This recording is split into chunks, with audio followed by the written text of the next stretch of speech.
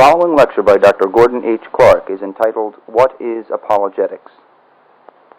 The very first thing to be made clear in a course in apologetics is the nature and scope of the subject. One must answer the question, what is apologetics? The situation is similar to that of the bumper sticker which reads, Christ is the answer. And it's not too flippant reaction, what is the question? Many a student has been disappointed with an apologetic system because its parts did not answer the questions he thought it should. And others have been deceived because they accepted so-called answers to questions that were irrelevant. Therefore, it is necessary at the beginning to state the nature and scope of apologetics. This may take more time than some are willing to spend, and it may be too elementary for others who are impatient of results. One example of impatience and misunderstanding will suffice to particularize the general principle. Knowing that the historical accuracy of the Scriptures is under attack, and realizing that if the Bible is in error on earthly things, it cannot be trusted on heavenly things, a student may take great, even excessive delight in the archaeological discoveries that have corroborated the scriptural statements. I, too, delight in these archaeological confirmations, but one must understand that they do not demonstrate the inerrancy of Scripture. To show that a document correctly describes one event is not to show that its other statements are true, since, too, the heavenly things outweigh in importance the particularities of history, and since archaeology can contribute nothing to the establishment of theological doctrine, one is forced to conclude that archaeological evidences are much less useful than empirical apologists are wont to think. And as before, any time you wish to interrupt or ask questions, please do so. That doesn't irritate me at all. It's something I like. But I am getting ahead of my story. As a further introductory note, let us survey, very briefly, several views of what apologetics is. A book called Socrates or Christ, The Reformation of Christian Apologetics, a book written, or at least a chapter written by Greg Bonson in Foundations of Christian Scholarship, edited by Gary North.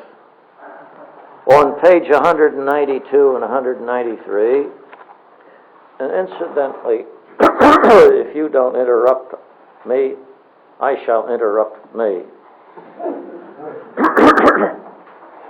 My good friend Carl Henry, most of whose work I read before he ever publishes it, has the unfortunate habit of name-dropping.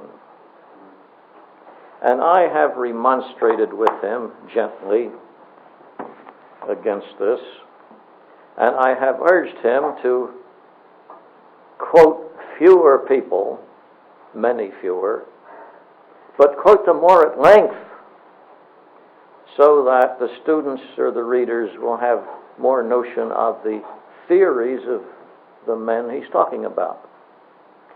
Well, that's not his style, and I have my style. I think quoting is very important, because otherwise you open yourself to the charge of missing the point or erecting straw men or that sort of thing, being sloppy. So you need to quote and refer to specific authors, but I don't think you need to refer to 100 different specific orders in 10 pages. I'm exaggerating. I think maybe it takes Carl 15 pages to refer. But at any rate, it is good to quote and nail the thing down. Now, Bonson quotes Ram as giving more than a dozen definitions of apologetics. I'm not quoting the definitions, but I'm shortening them and mentioning them. For example, first, and some of this has to do with the relation between philosophy and apologetics. But here are 10 things that are mentioned in Ram's book as Bonson quotes them. 1. Philosophy is something for which theology has no need. 2. Philosophy is theology's servant. I suppose theology needs philosophy. 3. Philosophy is independent of theology. 4. Truth is probability, which I suppose would be, who's the fellow at Ligonier? Sproul, yeah. I suppose that would be Sproul's position. Truth is probability. 5th, truth is consistency, a view which has sometimes been attributed to me, but although in a sense correct, it's very inadequate. 6, truth is paradox. That's Kierkegaard and Van Til. And, oh, it is, yeah, it is. And particularly one of Van Til's defenders, Frame. I'll talk about Frame later on in the course. 7, truth is a common ground based on common grace. 8, it's an evidence of the means of certifying Christianity. 9, truth is only appreciated after regeneration, never before. And truth in apologetics is irrelevant and useless, which I suppose most students would hope it would be. Etc. I just mentioned that to show there are quite a number of different views, maybe overlapping, but nonetheless different, as to what apologetics is and what the relation of philosophic apologetics to Christianity is on. The previous mention of archaeology and the brief enumeration of a dozen or more aims and methods leads to a comparison of 3 different seminaries.